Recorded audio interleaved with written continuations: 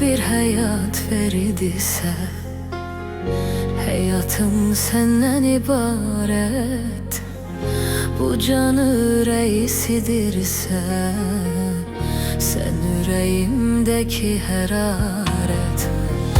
Bu ömür bağımda ol sən, bəxtimə qurulan imarət. Sevgilim səni itirsəm, həyatım talan olar qarət.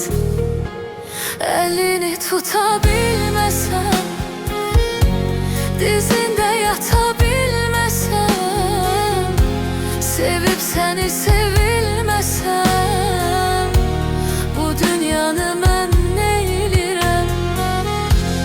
Əlini tuta bilməsəm, dizində yata bilməsəm, sənlə həyata gülməsəm, bu dünyanı mən neylirəm?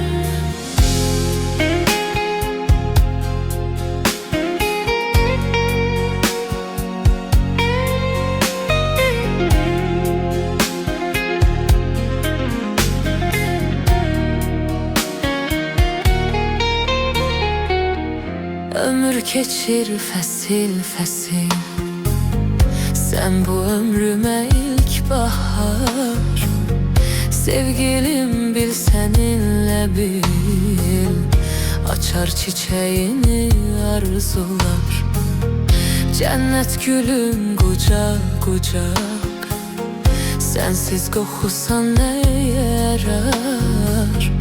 Ömür kitabım varaq varaq, sənsiz oxusan nəyə yarar? Əlini tuta